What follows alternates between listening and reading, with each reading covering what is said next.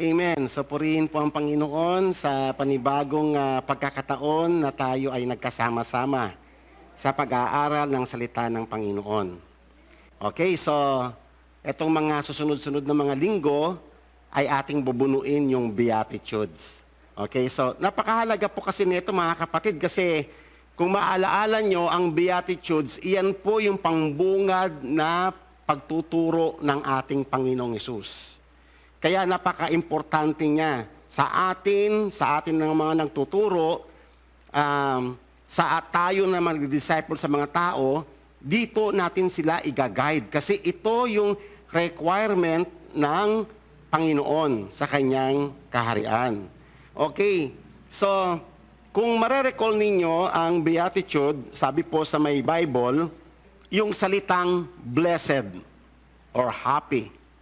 So, pag sinabi pong blessed, we are talking about the blessings. Okay? Sinasabi ng Panginoon, ang tao na may ganitong katangian ay pagpapalain ng Panginoon. Yan po ay sure blessing. Amen? Lahat tayo gusto natin ng blessing. Pero ito ay testimony mismo ng Panginoong Hesus. Pinatotohanan niya na ito yung totoong daan ng pagpapala. Okay? Walang shortcut sa blessing ng Panginoon. Amen po ba? Walang shortcut. So, yung blessing na ito, kanino pupunta? Doon sa mga tao na may mga katangian. Okay? Na nabanggit dito. Okay? So, ano po ba ang Beatitude? Ang Beatitude ay ang pinag-uusapan po rito mga kapatid ay walang iba tungkol sa kaharian ng Panginoon. Amen po ba? So, it talks about the kingdom of God and the blessing. Sino yung may makakatanggap ng blessing? The heirs of God. Tatandaan po natin mga kapatid ang kingdom, ito yung pinaka-theme ng Biblia, especially the gospel of the Lord Jesus Christ. Okay? Kaya nga tayo na mga nagdi-disciple, tayo na mga humahayo o nagtuturo o nagpapastor, yan dapat ang concentration ng mind natin. Kasi iyan ang business, the only business of the Lord Jesus Christ here on earth. Wala nang iba. Amen. The establishment of the kingdom of God. So kaya tayo ng mga tagapagturo, yan din ang direction natin. Diyan din tayo susunod. Diyan natin uhubugin yung mga tao na ibinigay ng Panginoon para maturuan.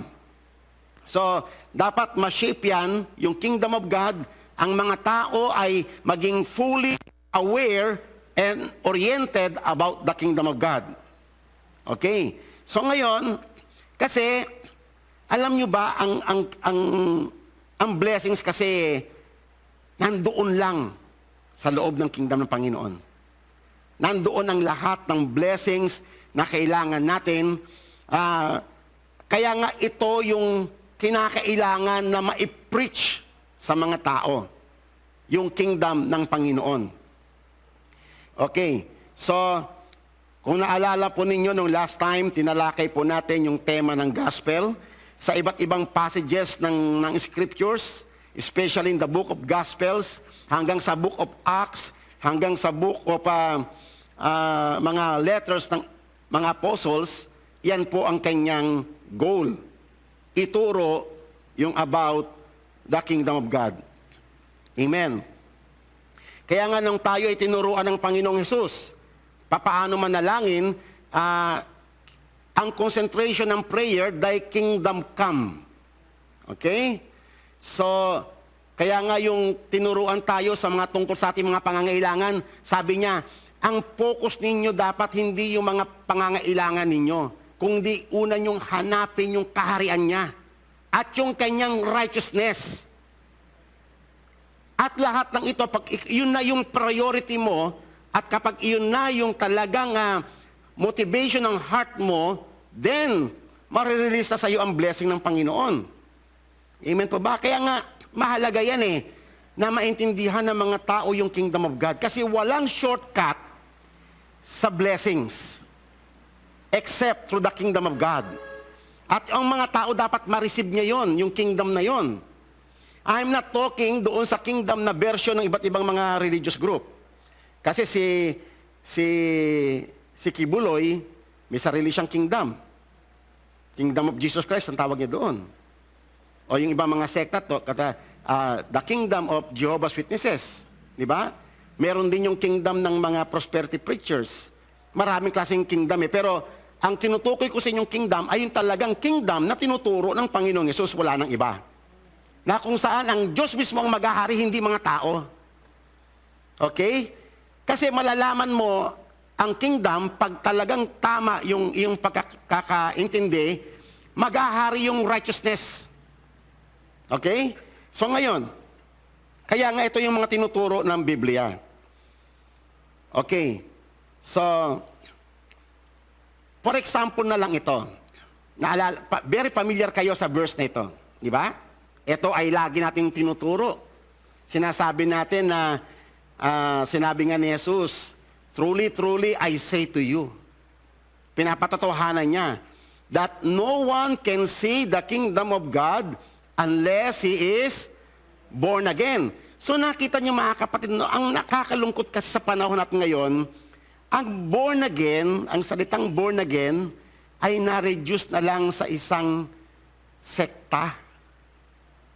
Nawala na siya ng substance. Ang ganda sana niyan eh, ang born again. At minsan ang nakita kong problem din, yung the way na ipaliwanag ito ng mga tagapagturo. So may problem din doon eh. Bakit po? Kasi yung nagtuturo kasi minsan, nililimit niya yung meaning ng born again doon sa membership. Na sinasabi niya, pag member ka ng church na to, pag nabaptize ka sa church na ito, born again ka na. That's wrong. Ang tao ay binabautismuhan sa ngalan ng Ama, Anak at Espiritu Santo, hindi sa pangalan ng church, hindi sa pangalan ng pastor. For correction po. Amen. So ang tao ay pumapasok after baptism, ang tao ay pumapasok sa kingdom of God, hindi sa membership ng church. Ayan, paglilinaw po yan. Kasi tayo, ever since, di ba, kayo, ilan lang nabautismuhan ko rito. Pinapaliwanag ko yan, yung part na yan. Hindi ICC, ang kakaaniban ninyo. Yung kingdom ng Panginoon. Ang ICC ay para lamang, alam mo, isang pamilya lang. Di ba? Parang isang unit lang sa pamilya ng Panginoon na kayo dito kayo pinapaalaga ng Panginoon. Parang nursery lang ang ICC. Nursery lang ng kingdom of God. Amen. Pero hindi dapat yung ICC ang ma-promote. Yung kingdom ng Panginoon ang dapat ma-exalt. Sa pagtuturo ng salita ng Panginoon, si God dapat yung ma-magnify. Hindi yung mga ng mga church. Kaya dapat mai-align uli yan eh. Maibalik uli doon sa original na platform na paano sinet ni God ang lahat ng bagay. Okay. So, ang born again ay, ano ibig sabihin ng born again? Ikaw ay ipinanganak na muli. Rebirth. Ikaw ay nagkaroon ng second birth. This time, hindi sa mundong ito na makasalanan. Ikaw ngayon ay pinanganak na saan? Sa kaharian ng Diyos. Yan, no? Kaya dapat linilinaw yan eh. Born into the kingdom of God. Amen. Hindi ka na born again sa sekta ng reliyon. Pag ikaw, kaya nga, delikado yan eh. Ang dami ng born again ngayon eh. Kaya ang tanong ko dyan, anong klaseng born again ka? Anong sekta ka born again? Diba? Pero pag ikaw ay na born again ka sa kingdom ng Panginoon, tama yan. Yan yung tama. Amen. Kasi yun yung sinasabi ng verse. Pinatotohanan ko sa inyo na hindi ninyo makikita yung kingdom of God. O kung ilalagay natin sa konteksto ng beatitude, hindi nyo marireceive yung blessings ng beatitude kasi iyon ay para sa mga kingdom, sa mga heirs ng kingdom. Okay? Pero bago ka maging heirs, kailangan mo muna ma-born again. Tama? Unless a man be born again, he cannot see the kingdom of God. Hindi niya yun matitikman lahat ng blessings na pinapangako sa beatitude. So ito yung unang stage. Ang tao ay ma-born again. Okay? Pangalawa, dinugtungan pa ng Panginoon sa may verse 5. Sabi niya, no one can enter the kingdom of God unless he is born by water and the Spirit. Alam naman po natin kung anong symbol yan. Yan po ay yung tinatawag na ni Apostle Paul na the washing of regeneration. Ito kasi kinakailangang ma-regenerate ito eh. Sinful ito. Hindi kayang baguhin ng tao ang kanyang sarili. Kasi ang tao is totally depraved. Ang tawag nga dyan sa ni Apostle Pablo, patay.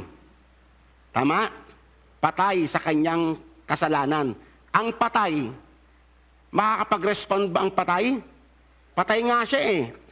Unless na-quicken siya ng Panginoon. Naalala niyo sa may Valley of Dry Bones? Unless na ma-prophesy sa kanya, hindi pa siya magkakaroon ng mga laman. Unless na yung breath of life papasok sa kanya, hindi siya magiging army ng Panginoon. So, exactly ganun ang idea ng born again. Amen? Ang born again, pag sinabing born again, hindi kayong perfect agad. Actually, that's only the beginning. Baby ka pa lang, ipinanganak ka pa lang doon sa kingdom ng Panginoon. Isa pa yan sa mga error na pagtuturo eh. Tungkol sa born again. Kaya ang task kagad ng expectation nila sa born again yan. Hindi. Ang born again, parang ganito yan eh. Kahahango pa lang sa kumbaga sa minahan, kunyari ginto, kinuha sa minahan. Kayo ba nakakita na ng ginto? Galing sa minahan. Ang dami pa hong impurities yun. Hindi pa solid gold yun. Kaya nga, ina-assay yun. Dinadaan nyo sa may mga apoy series para ma-purify, para maghiwalay yung mga dumi. Kaya nga ganun ang ginagawa ng Panginoon sa atin. Ang tao ay unti-unti siyang nababago doon sa process ng Holy Spirit na tinatawag na sanctification. Doon ka na nababago, pero yung born again, wala pa. Baby pa yan eh. Amen po ba? So, iyon po yung mga, sa pagtuturo natin, iingatan po natin yung mga area na yan. Kasi ang daming na-build na mga maling akala tungkol sa salitang born again. Okay. Minsan pag-uusapan natin yung stages ng salvation. Diba? Marami po yan, yung stages ng salvation. O yung tinatawag na ordo salutis, the order of salvation. O nag-start yan sa tinawag ng Panginoon. Dapat maintindihan natin kung ano yung calling. Tapos dumating yung time ng ikaw ay na-regenerate o yung na-born again. Tapos ikaw ay ginastify. Tapos ikaw ay sinangtify. Tapos ikaw ay i-glorify. So iyon ay mga stages ng ating kaligtasan. Malinaw po yan sa may Bible. Lahat po ng iyan tinuturo ng Biblia. Darating tayo, pag-uusapan po natin yung part na yan. Okay, for now, so ang born again ay kinakailangan natin, makikita mo sa process ng born again, ang tao is totally desperate. He cannot save himself. Unless na si God ang mag-initiative ng action para tayo ay maligtas. Kaya nga dito sinasabi rito, walang pagsusumikap ang tao na makakapasok siya sa kingdom ng Panginoon maliban na siya ay ipanganak sa pamamagitan ng Espiritu. Kaya nga tayo na born again tayo by the power of the Holy Spirit eh. Amen? Kasi ganito yun, yung, alam niyo sa may Valley of Dry Bones, di ba? Unless na i-quicken siya ng Holy Spirit, wala siyang life. Nung na-quicken na tayo ng Holy Spirit, doon pa lang tayo nagkaroon ng response kay God. Doon pa lamang nag-start. Kaya ang gandang topic yan, yung born again, yung regeneration. Gandang topic yan. Okay? So, ang ating pagtutuunan sa araw na to is the kingdom of God. Okay? The Beatitudes. The blessing of the kingdom of God para kanino? Sa mga heirs. Sino yung mga heirs? Yung mga na-born again. Okay? Para gusto ko lang pong para ma-establish natin yung ating pagtuturo. Okay. So, ano ang pagkakaintindi ninyo sa kingdom ng Panginoon? Hindi ito sekta. Hindi po ito religious group. Hindi po ito earthly. At hindi rin ito political. Ito po, ang kingdom of God ay paghahari ng Diyos. Ang kingdom of God ay pagdating ng kalangitan sa ibabaw ng lupa na makasalanan. Amen? Kaya nga yung prayer na, Thy kingdom come, Thy will be done, yung paano naghahari si God sa langit, ay maging ganun din katulad sa lupa. Maghahari rin siya sa lupa. Yun ang ibig sabihin nun, Thy kingdom come, Thy will be done on earth as it is in heaven. Actually, nandoon na tayo sa stage na yon.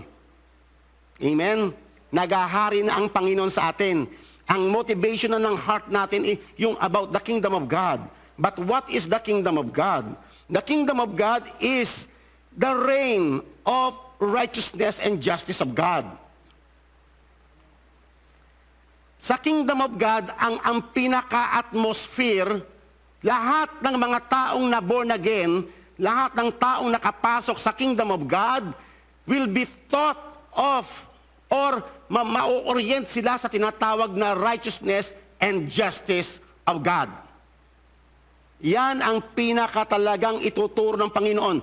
Kaya nga, ang isang Kristiyano, ang isang born again, o ang isang citizens of the kingdom of God, ay well-oriented siya sa righteousness and justice of God. Take note, we are talking about God's righteousness, not man's righteousness. Kasi ang tao may sarili siyang version ng righteousness. Amen. Ang pinag-uusapan natin ay yung righteousness, unang-una, na resulta ng ating kaugnayan sa Diyos. Doon nag-start yung righteousness. It is a gift of God sa atin. And because of that gift, binigay ang Holy Spirit para makalakad din tayo sa righteousness na yon. Amen? Nung tayo tinawag ng Panginoon, naalala nyo yung Mount Sinai, nung ibinigay ang law, at saka yung Pentecost. It is the same day, it is the same festival. Parehas pong Pentecost yun. Ibig sabihin, when God presented us as His people sa mundong ito, kalakip na binigay niya ang law, ang mga commandments. And you cannot deny it. Amen? Kasi yung law na yon, yun yung means para ikaw ay makalakad ka sa katuwiran ng Diyos. Saan mo makikita na kung ano yung righteousness? Pag nagbasa ka ng law ng Panginoon. Kaya pag tinalikuran mo o tinakpan mo ang tenga mo sa law ng Panginoong Diyos, inaalisan mo ang sarili mo ng karapatan na maunawaan what is righteousness. At ang implication niyan, you are denying the kingdom of God. You are rejecting the kingdom of God. Kasi ang paghahari ng Panginoong Yesus is through righteousness. Ituturo niya sa atin kung ano yung matuwid. Kasi nga baluktot yung orientation sa buhay na ito. Amen. Kunyari, for example, mag-example lang po tayo ng ilang mga bahagi ng law. Bakit matuwid sa mata ng Diyos yung honor thy father and thy mother? Bakit matuwid yan sa mata ng Diyos? Kasi iyon yung dinefine ni God kung ano yung tama. Si God ang nagde-define ng what is right, what is good, and what is evil. Dinefine ni God yun. Okay? Hindi tao ang magde-define ng what is right and what is wrong. What is good and what is evil. Si God yun. Actually, na-define niya na when He gave us the law. The law, word of God. Amen? When you talk about the word of God, hindi lang po yan yung parang vague. Hindi ba yung parang basta word of God? No. The Word of God is the law of God. Kaya nga ang tawag dyan, law word. Kaya nga nung sinabi sa may Bible, Thy word is a lamp unto my feet and a light unto my path. Anong word yon? The law word of God. Kasi ang salita ng Panginoon, batas yan eh. Amen. Kaya hindi mo po pwedeng iiwasin yung law.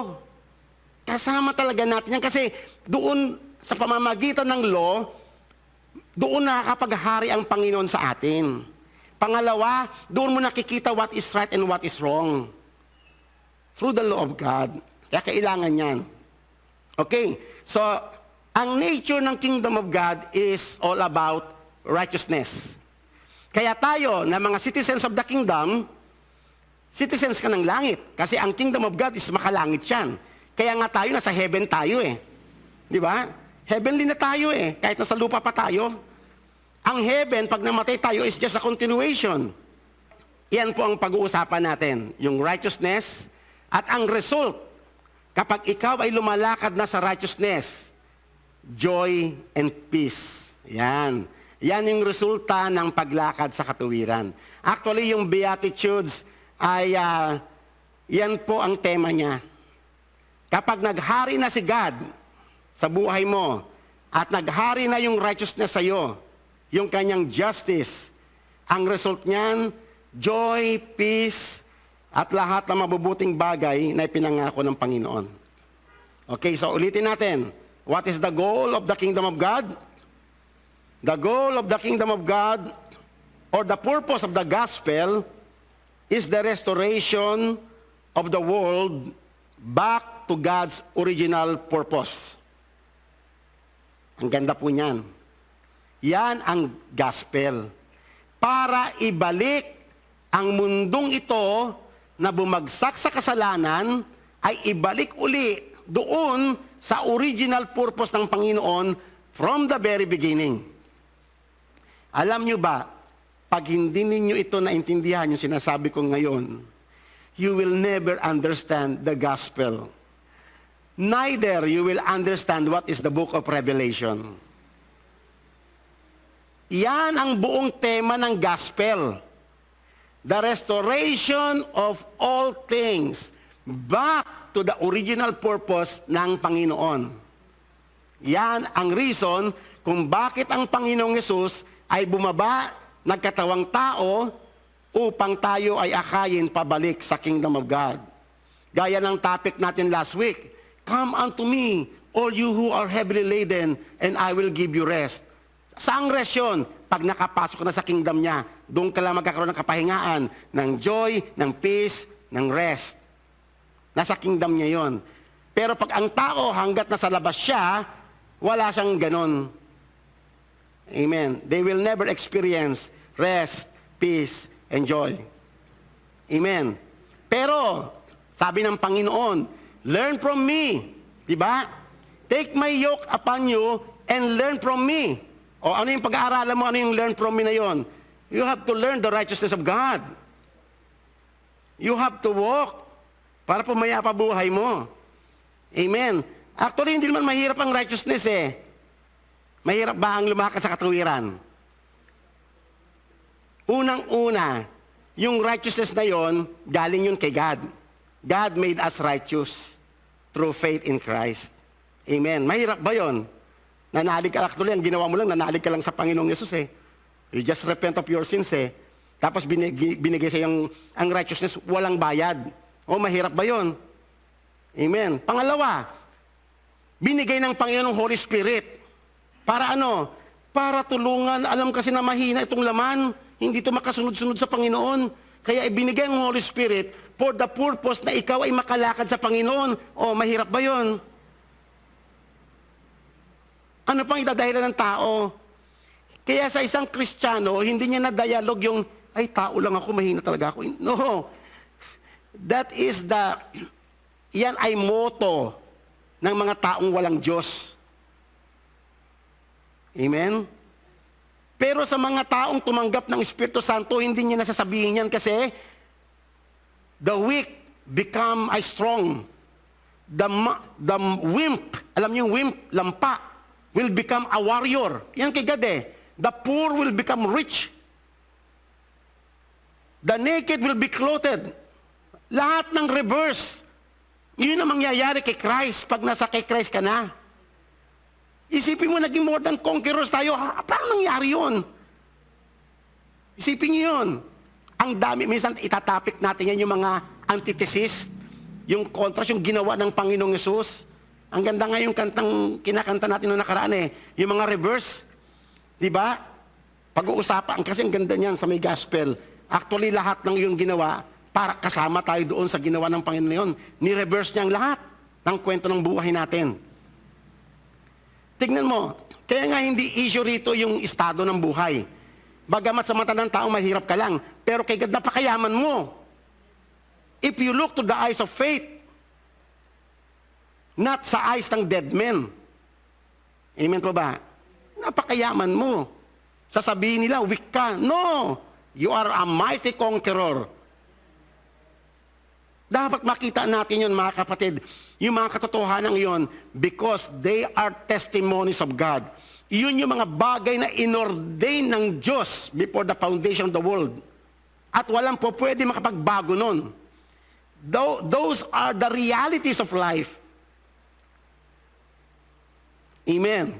So the goal of the gospel is the restoration of all things.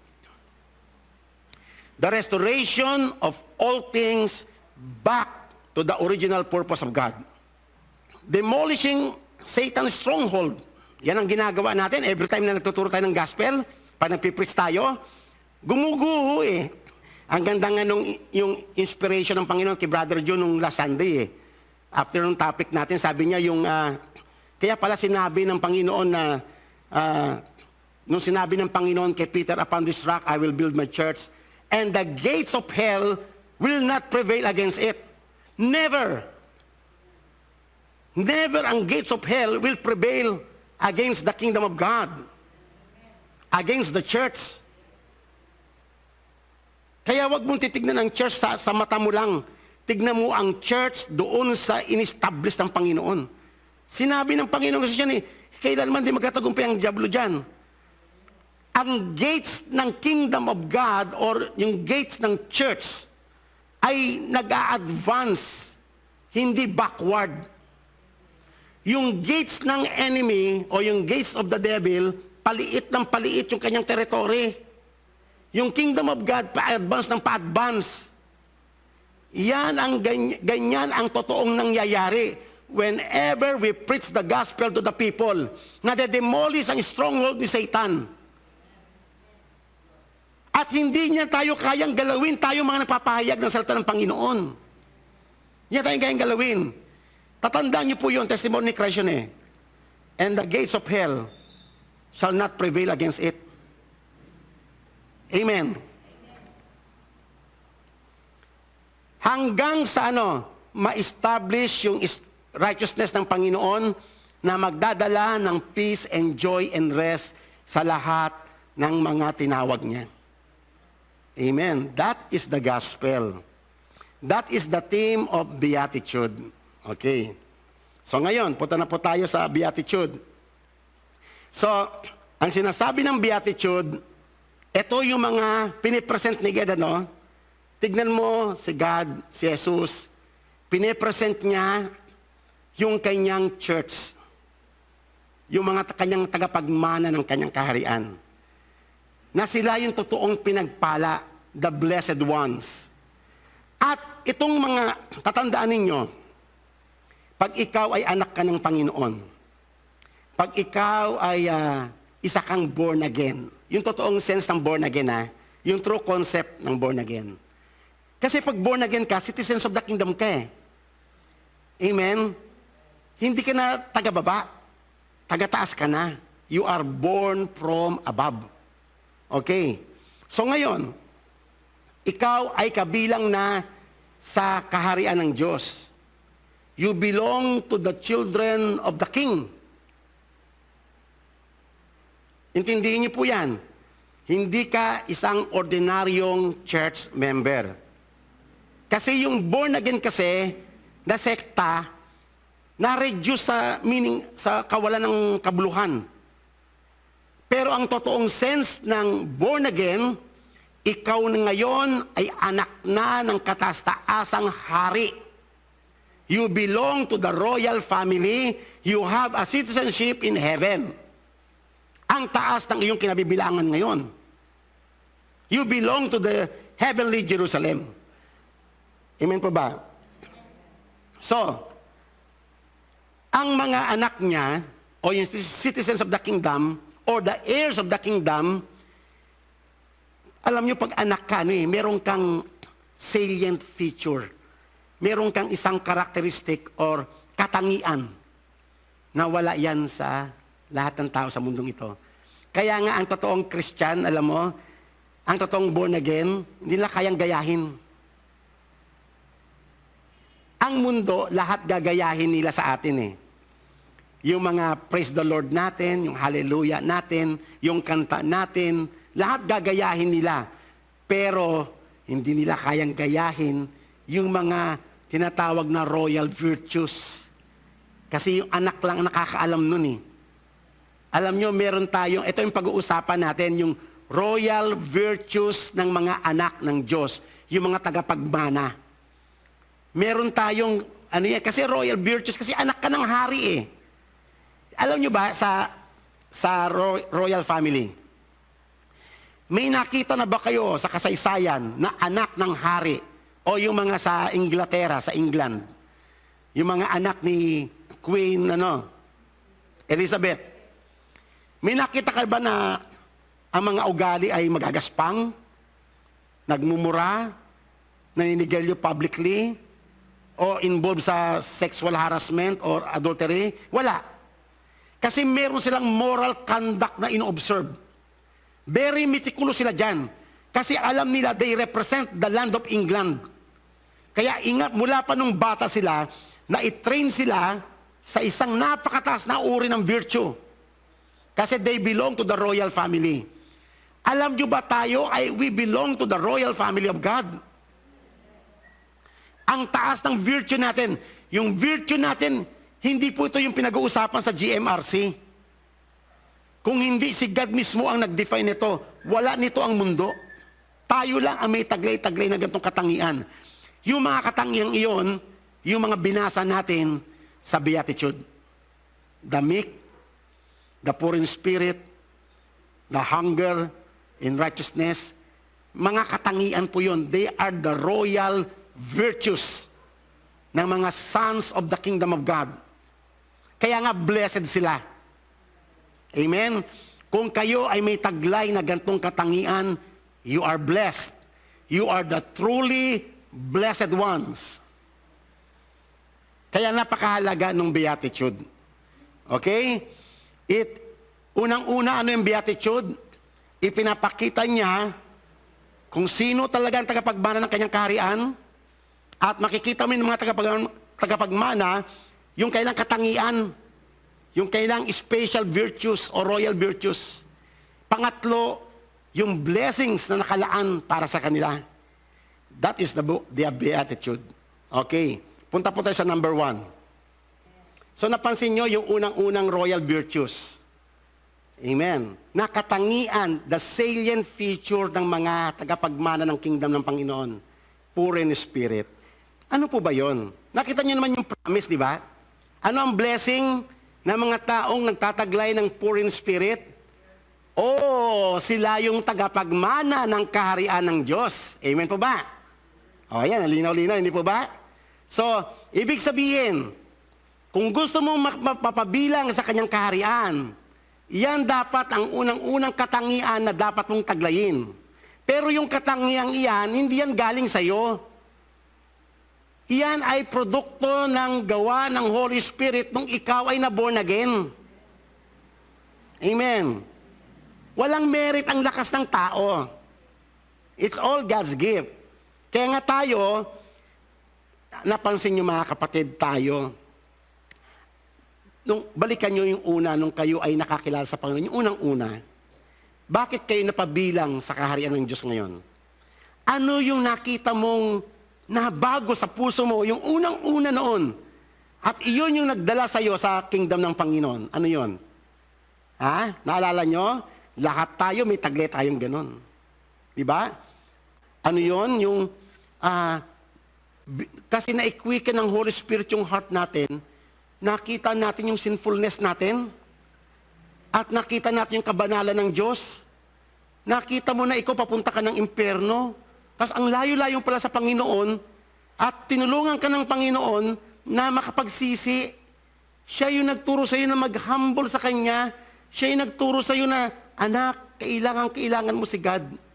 Kasi you cannot save yourself. O, di ba? Lahat tayo, iyan yung ating first stage sa pagpasok sa karya ng Panginoon. Amen? Dumaan tayo sa stage na ito na tinatawag na poor in spirit. Okay? So, ito po, this is the very beginning. The very first royal virtue na tinuro ng Panginoon sa atin. Yung bumaba ka sa trono mo at magpakababa ka sa harapan ng Panginoon. Amen? Yung makonfess mo kay God na kailangan mo siya. Mahirap ba yung maging poor in spirit? Actually, natawa nga ako kasi kita mo yung testimony ng Panginoon. Sabi niya, everyone who thirsts, come to the waters. And you who have no money, kayo na mga walang pera, pumunta kayo. Come, libre, walang bayad. Pero very costly yan. Amen. Nalala niyo yung topic natin about the price of salvation? Libre yan na binigay sa atin, but it doesn't mean na price, na walang cost. It is very costly and yet freely given. Amen. Kaya kung wala kang pera, sasabihin mo na, ang hirap naman kasi pumasok sa karya ng Panginoon. Paano naging mahirap? Wala nga bayad eh. Amen. Wala nga bayad eh. Wala ka nga na-contribute eh. Ang gagawin mo lang, mag-humble ka sa Panginoon. Bakit mahirap pa mag-humble sa Panginoon? Sa atin hindi. Pero yung mga, kita mo yung mga tao sa mundo, lalo na yung mga nasa kapangyarihan, yung mga mayayaman, yung mga tanyag, yung mga matatalino sa mundo, kaya ba nila ito? Hindi nila kaya. Hindi nila kayang ibaba yung sarili na sa harapan ng Panginoon. Kasi meron sila sa lahat ng bagay eh. Pero tignan nyo kayo kay patid. Talagang ibinaba tayo ng Panginoon. Amen? Binaba tayo ng Panginoon. Kaya sabi niya, kayo na wala mga pera, lumapit kayo, bumili kayo, libre, kumain kayo. Come, buy wine and milk without money, without cost. Why do you spend your money for what is not bread? Sabi ng Panginoong Diyos. Isipin nyo, mga tao, pinagkakabalahan yung lahat ng bagay sa mundong ito, pero may kabuluhan ba yun? Wala. Pag namatay ka, di mo madadala lahat yun. Walang bearing yun sa iyong kaluluwa. And your wages does not satisfy. Listen carefully to me. Isa lang ang kailangan ng Panginoon. Makinig ka. Kung gusto mong mabuhay, kung gusto mong matikman yung kingdom of God, listen to me, sabi ng Panginoon. And eat what is good, and delight yourself in abundance. Gito mo, si God ang binibigay niya, libreng-libre, abundant. Ayaw mo pa nun, kapatid? Binibigay ni God, abundant. Incline your ear to me, listen. Ikumpara nyo ngayon yung sarili nyo sa mga tao sa labas. Bakit kayo marunong kayo makinig sa Panginoon? Yung iba, wala silang tenga sa Panginoon. O, di ba? Iyan yung mga bagay na hindi nila kayang gayahin. Kaya nilang gayahin yung lahat, pero yung makinig sa Panginoon, hindi nila kaya. Yung magpakababa sa Panginoon, hindi nila kaya. Amen. Hindi nila kayang isuko yung mga rebulto nila. Hindi nila kayang ibaba sa harapan ng Panginoon yung mga nila, katanyagan nila sa mundo. Hindi nila kaya. Pero tayo ba, tatakayanan? Because of the mercy of God. Listen to me that you may live, and I will make an everlasting covenant with you. Okay, tatandaan natin, what is the poor in spirit? Ang poor in spirit ay yung mga tao na nakikita niya yung kanyang spiritual na pangangailangan sa Diyos. That he need God. Naalala niyo yung kanta na yung Lord, I need you. Every moment, every minute of my life, I need you. Oh Lord, I need you. Ang gandang kanta nun, kasi iyon ay kanta ng isang utter dependence sa Panginoon. Di ba? Sa totoo lang, alam mo, as we grow sa Panginoon, ako, sa pagtanda ko sa Panginoon, yung pagputi ng buhok ko, lalo akong naging dependent sa Diyos. Lalo ako naging dependent sa Kanya sa lahat ng aking mga pangangailangan sa buhay na ito para mabuhay. Kaya nga, dito sa may statement na to, sa may beatitude, sa first, dinedeclare ng Panginoong Yesus na yung mga taong self-sufficient, wala silang hope at wala silang chance na makapasok sa Kingdom of God. Only those na nakikita nila na kailangan nila ang Panginoon.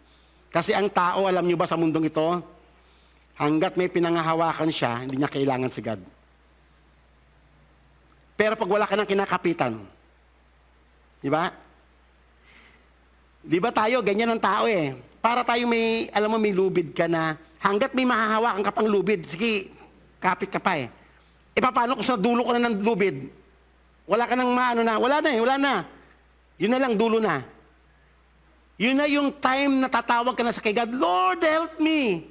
Pero hinintay mo pa na makarating ka pa sa dulo ng lubid mo, saka ka tumawag sa Kanya. Bakit hindi ka tumawag right from the very beginning?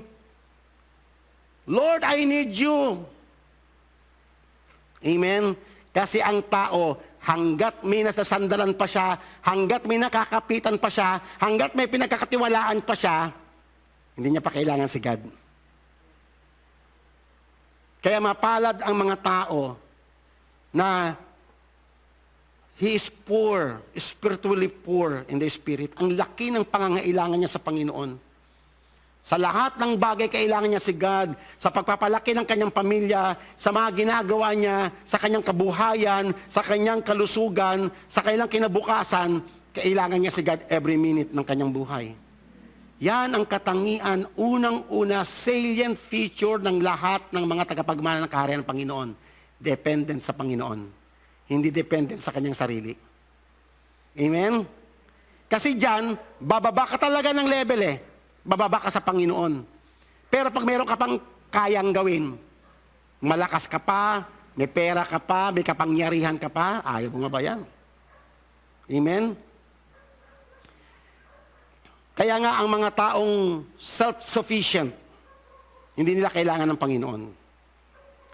People who are satisfied with themselves, satisfied with their homemade religion, confident of this world, will give them everything they want. For the need for God and repentance and humility is the starting point of true life. Diyan mag-uumpisa ang buhay. Amen po ba? Diyan mag-umpisa sa kingdom ng Panginoon. Pag ang tao nag-umpisa ng magtiklop ang kanya mga tuhod sa harapan ng Panginoon at itaas na yung kanyang kamay sa Panginoon. Lord, kailangan kita. Amen? Kailangan talaga natin si God eh, di ba? Tignan nyo, sa lahat ng ating mga ginagalawan sa buhay, we need God. We need God. Kaya nga, naalala nyo yung parable na ito, yung mayaman na walang pangangailangan. He is the picture of yung taong self-sufficient. Umani siya. Oh, ano gagawin ko sa aking ani? Ang dami. Ganito. Gigibain ko yung aking lumang kamalig, magtatayo ako ng bago. Tapos noon, magpapakasarap ako. Lahat ng gusto ko nga, gagawin ko. Yan ang self-sufficient na tao. Hindi niya man lang niya nabanggit si God. Wala si God doon sa kanyang kasi nakakakitang-kita mo, nakakapit siya doon sa kanyang possession. Kaya sabi ng Panginoon, hangal, sa gabing ito, babawiin ko ng buhay mo. Saan mapupunta lahat ng mga pagpapagal mo? Wala. Kaya mapalad ang mga tao na walang ibang inaasahan kundi ang Panginoon. Regardless of our status in life, ikaw man ay mayaman, ikaw man ay mahirap, ikaw man ay malakas, ikaw man mahina, ikaw man ay may karamdaman, ikaw man ay malusog, regardless of our condition here on earth, As long as you are dependent kay God, ang gandang katangian yan.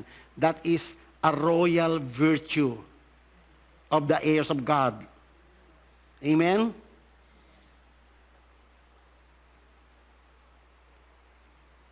Okay, naalala nyo rin ito, yung mayaman na, no? Yung mayaman na binata na nagtanong kay Jesus, ang yabang niya pa nung una eh.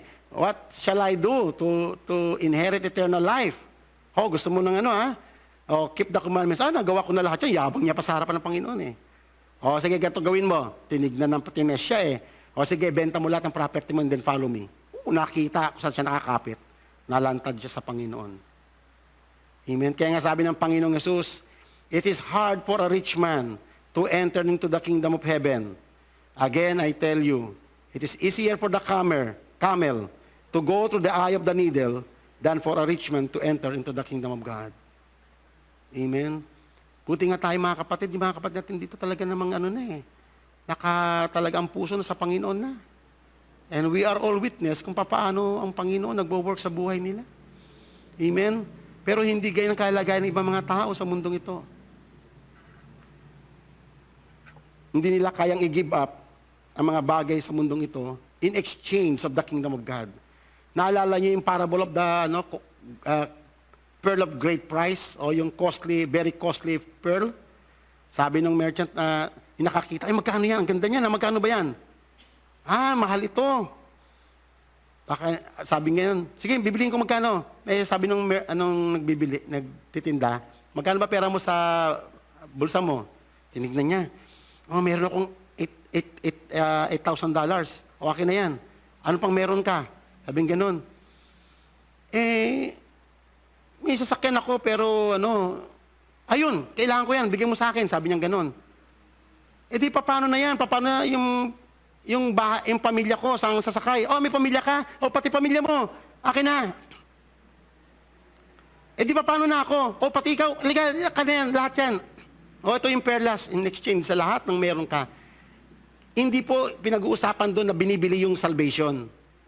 Ang pinag-uusapan doon, ang kingdom of God ay napaka-priceless at ang halaga nito, it will cost everything in your life. Kung gusto mo talagang makamtan yung peace, yung lahat ng blessings ng Panginoon, lahat, bababa ka talaga. Bababa ka doon sa may pinakano. At lahat, isusurrender mo lahat in exchange of the kingdom of God. Hindi binibili ang salvation. It's free. Pero bababa ka. Pero sa ibang mga tao, yung pagpapakababa, mahirap yun. Amen. Pero sa atin, hindi naging mahirap. Bakit? Dahil sa habag ng Panginoon, dahil sa Holy Spirit sa puso natin. Amen? Hindi mahirap. Hindi naging mahirap para sa atin. Amen. Purihin ng Panginoon. Kaya nga, ganoon din sinabi sa may Matthew 21. I tell you the truth, the tax and the collectors and the prostitutes are entering the kingdom of God ahead of you. Amen? Kaya bakit? Bakit yung mga makasalanan mas madalis makapasok sa kingdom of God? Kasi alam nilang sinner sila eh. Yung mga self-righteous, mahirap yan. Hindi yan makakapasok sa kingdom of God. So, para sa iba, mahirap ito kapatid, yung magpakababa sa Panginoon. Yung sabi mo sa Panginoon, Lord, ikaw lang higit kung kailangan, wala nang iba. Sa iba, mahirap yan. Pero sa atin, ang dali, It is our confession. It is because na born again tayo. Amen. For the self-sufficient and self-reliant and arrogant, there is neither blessing nor hope. Their lack of need and their restless self-sufficiency is their doom. Amen. Pero tayo, ganito ang ating katangian sa may Bible. The Lord is near to the brokenhearted, yung mga kayang bumaba. Amen. And saves those who are contrite in spirit. Kaya alam nyo kapatid, ang gandang katangian yun yung we know yung repentance, yung mag-humble ka sa Panginoon. Pag nagkasala ka, you humble, you repent. Kasi grace ng Diyos yun eh. Grace yun ng Panginoon na binigay sa atin para makabalik ka. Amen? Sa dapat mong kalalagyan. Kasi yun ang nais ng Panginoon, makabalik ka. So ito, alam nyo ba, ito, taglay-taglay ito ng mga anak ng Panginoon. Yang contrite in spirit. Yan po trabaho ng Holy Spirit sa atin. Okay. For thus says the Lord, the high and exalted one who lives forever, whose name is holy. I dwell on high and holy place, and also with the contrite and lowly of spirit, in order to revive the spirit of the humble and to revive the heart of the contrite. Yan yung mga poor in spirit. Pag nagkasala sila, kaya nilang magpakababa sa Panginoon. They know how to humble or to admit their sins before God. So, dito, familiar kayo sa kwento na to, di ba? Yung babae na makasalanan. Na itong mga Pariseyo, feeling self-righteous eh. Kala mo kung talagang, kaya in-invite nila si Jesus sa isang okasyon, hindi dahil para manampalataya kay Jesus, kundi para hanapan si Jesus ng butas. Para mapatunayan nila na si Jesus ay bulaan. Okay? Nung dumating si Jesus, hindi siya in-entertain bilang isang guest talaga. Hindi siya inanon yung buhok, hindi hinugasan yung paa niya, hindi siya binigyan ng special attention. Samantalang doon sa may nakabalita na isang babaeng makasalanan na talaga namang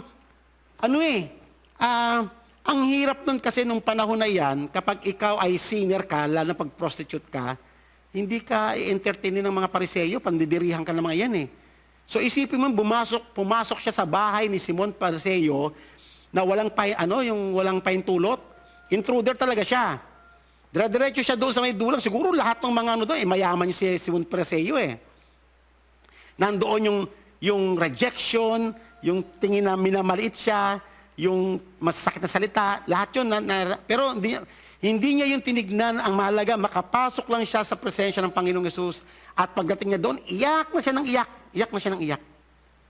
Ano siyang ginawa? Kasi alam niya na makasalanan siya. Sabi niya sa heart niya na makapunta lang ako doon. Alam ko hindi ako karapat-dapat.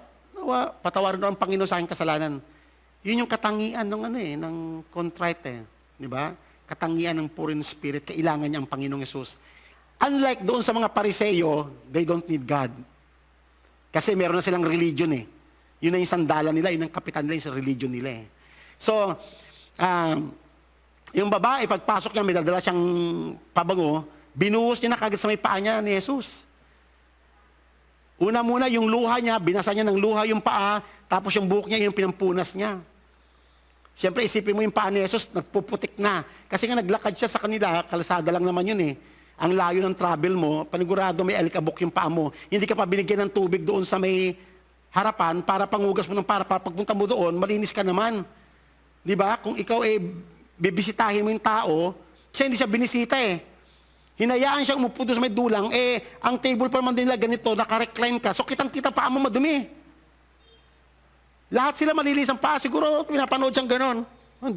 Dumi ko. Puro alikabok siya. Kasi galing sa may travel eh. Sipin mo yon, ganon ginawa nila sa Panginoong Yesus. Hindi siya binigyan ng importansya. Samantalang yung babae, ang pinanghugas ng paa niya, yung luha niya. Siyempre iyak siya ng iyak, nakaganon sa may paa ni Jesus eh. Tapos siguro nung medyo tapos na yung hikbi niya, napatingin siyang ganon, nakita niya nagputik yung paa ng Panginoong Yesus. Siyempre, alikabok plus yung luha niya, di nagputik-putik yung ganon. Siguro sa hiya niya, yung buhok niya, pinampunas yung buhok niya. Tapos kinuha niya yung pabango, pinunasan niya. Pero hindi alam ng babae na yung gestures niya ay gestures na nung hinahanap ng kingdom ng Panginoon. Amen? So, pag niyang ganon, si Simon Pharisee, ito na, ang gandang pagkakataon, sabi ni Simon Pharisee, kung talagang ang taong ito ay talagang propeta. Dapat alam niya na humihipo sa paa niya ay makasalanan. Sa kanila kasi untouchable sila eh. Wala silang dealing with the sinner. Aloof sila sa mga sinner, di sila kikihalo. Kasi pilingan nila righteous sila eh. So nakita niyo delikado yung mga ganong stages. Okay, so sabi ni Jesus, nagkwento ng parable. Simon, may tatanong sa iyo. Ano po yung teacher? May isang tao nagpautang sa dalawang tao. Yung isang utang niya, 500 denari, yung isa 50 lang. Pero sabi niya gano'n, nung dumating ang time na bayaran na, pareha sila na hindi nakabayad. Yung mayaman, yung malaki, panigurado yung malaki, hindi makakabayad yun eh. Yung maliit nga, hindi nakabayad eh. How much mo yung malaki? Amen. So ngayon, ang tanong ni Jesus, sino sa kanila ang higit nagmamahal doon sa nagpautang? So ang tinanong doon, very, very important na tanong. Sino sa kanila ay nagmamahal doon sa nagpautang? So, siyempre, si Simon, yung the best possible answer, siyempre, yung pinatawad na malaki. Tama ka. Tama yung sagot mo. You judge correctly, sabi niya ganon. Sabay turo sa may babae. Etong babaeng ito, mula pa nung dumating, wala na siyang ginawa kundi, binigyan niya ng importansya ang Panginoong Hesus. Umiyak, pinunasan ng kanyang buhok, yung kanyang mga paa, hinugasan ng kanyang mga luha, ang kanyang paa, pinunasan ng kanyang buhok, at inanoin pa ng pabango. Samantalang kayo, dumating ako, hindi niyo man lang ako binigyan ng importansya, sabi niya ganon. So, doon sa may kwento ngayon, ipinapakita na may malaking pagkakautang yung etong babae at yung maliit ay yung mga Pariseo. Pero sa mata ng Diyos, ang lahat ng tao, righteous man siya o unrighteous, pare-parehas ang kalalagayan. For all have sinned and fall short of the glory of God. Amen? Kaya nga, ang sabi ni Jesus, ito yung kanyang final na word. Sabi niya, for this reason I say to you, her sins which are many have been forgiven. For she loved much. And he who is forgiven little, loves little. Tama po yun. Hindi po ba? Kaya mahalaga po yun, mga kapatid. Yung mga tanong na yun ng Panginoon sa atin. Kaya sabi niya sa mga babae, your sins have been forgiven, and your faith has saved you. Go in peace. Isipin mo yung babae, kaya na pumasok siya ng gulo-gulo niya, ng puso niya, hindi niya alam papaano siya, tatanggihan ba siya ni Jesus? Kaya niyang tanggapin lahat ng rejection ng mga Pariseo eh. Si Jesus kaya, di ba? Parang ganun, di ba? Ganun yung niya, parang bagsak na bagsak yung mundo niya nung pumunta siya doon. Pero umuwi siya, nagtatalon sa saya. Kasi nung sinabi ng Panginoon, you are released, you are forgiven. Amen? Sa mata ng mga tao, sinner siya, pero sa mata ng Diyos, absuelto na siya. Yun, maganda. Kaya, huwag tayong titingin sa mata ng tao. Tumingin tayo through the eyes of God para makita mo yung totoong nangyayari. Okay. So, tatandaan po natin, for though the Lord is exalted, yet He regards the lowly. But the haughty, He knows from afar. So yung mga proud, yung mga haughty, yung mga arrogant, sila po yung mga tinatawag na self-sufficient, self-reliant na mga tao na hindi nangangailangan ng Panginoon. Amen? For everyone who exalts himself will be humbled, and he who humble himself will be exalted. Amen. So, dito tayo magwawakas, mga kapatid. Tatandaan po natin, paano mag-start sa Kingdom of God? Okay. So, ganoon lang po yun, no? Yung makita mo ang iyong pangangailangan. Na kailangan mo ang kaligtasan, kailangan mo si God, hindi mo kayang iligtas ang sarili mo, kailangan mo siya sa buhay mo, kailangan mo siya yung iyong karunungan, siya ang iyong kalakasan.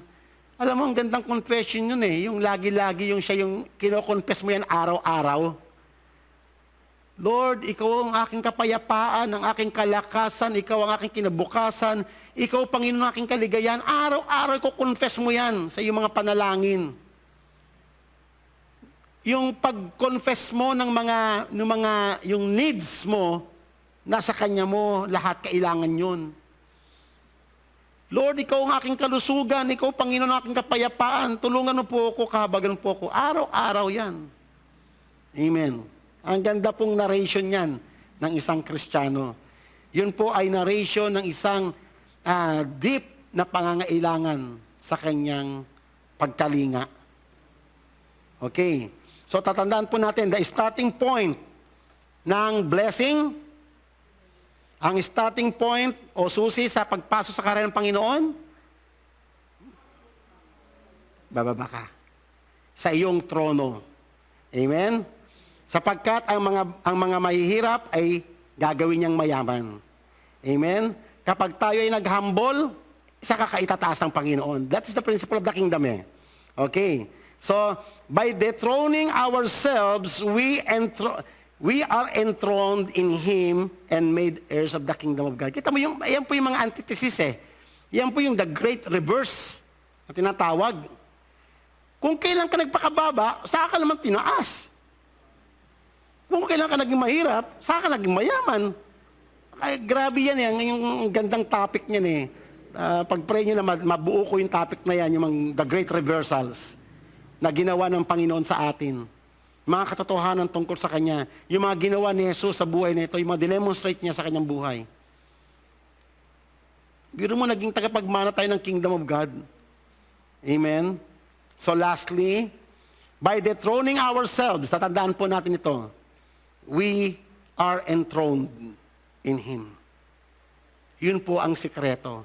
Pag alam mo magpakababa, yan, maganda yan.